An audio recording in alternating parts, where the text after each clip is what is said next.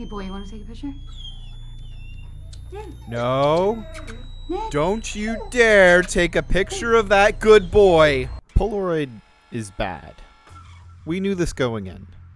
We knew this based on the reviews.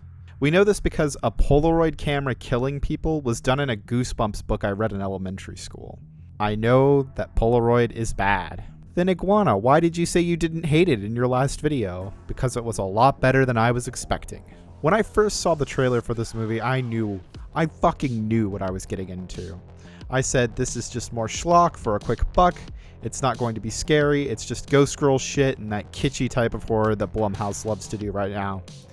You know the ones. Now, these types of horror films aren't for me. They aren't for film critics, and they aren't really for horror movie fans. All of these PG-13 horror films are aimed at 13-year-old girls looking for a quick scare at a slumber party. It's always been that way, always will be that way. Low-effort ghost stories for the teeny boppers. Personally, I hate this shit, but it's the next step through the gateway to hardcore horror movies, so I'm okay with them existing. The characters are bland and one-dimensional.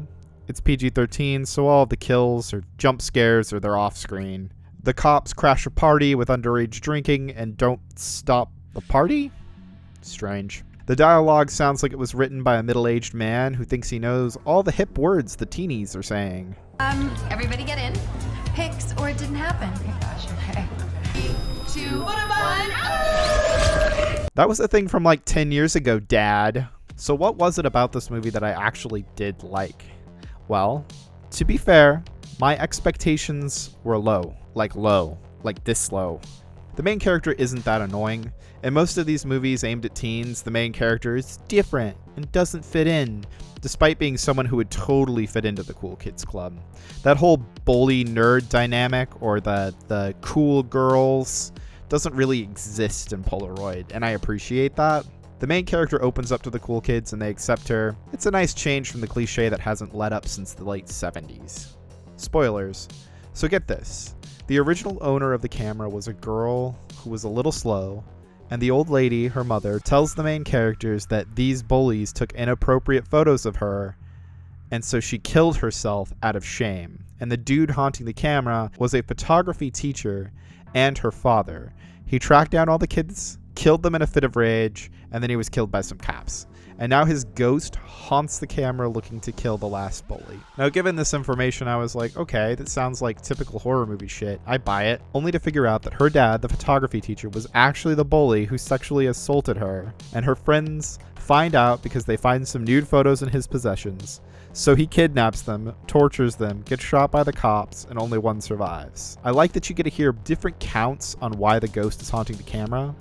Different sides of the story, and the first one is a lie that is sympathetic towards the ghost, and then the other one is the truth. Because of this misdirection that is caused by this crazy old lady, they get a motherfucking cop killed. Talk about a turn. I wasn't expecting that. I was just willing to blindly believe whatever they told me because they don't often pull deception like this in shitty schlocky horror films. So when they did that to me, I was like, hey, not bad. I also like how the rules for the camera are pretty consistent throughout the film, which is more than I can say for La Llorona, who plays by her own fucking rules. I also liked that they killed the monster by taking a picture of it. Reminded me of pulling a reverse card on someone in Uno. Polaroid is bad, but it's got some fun moments and I had a good time. I honestly thought it was going to be another Slender Man, and Slender Man has a better score on Rotten Tomatoes, by the way, and Slender Man was the biggest, shittiest crash grab I have ever seen. Polaroid doesn't try too hard, but there's some good things in it. If you're looking for some light scares and you got some popcorn, it's fine, guys, I promise. Just don't think about it too hard. Wait. On second thought, don't watch Polaroid.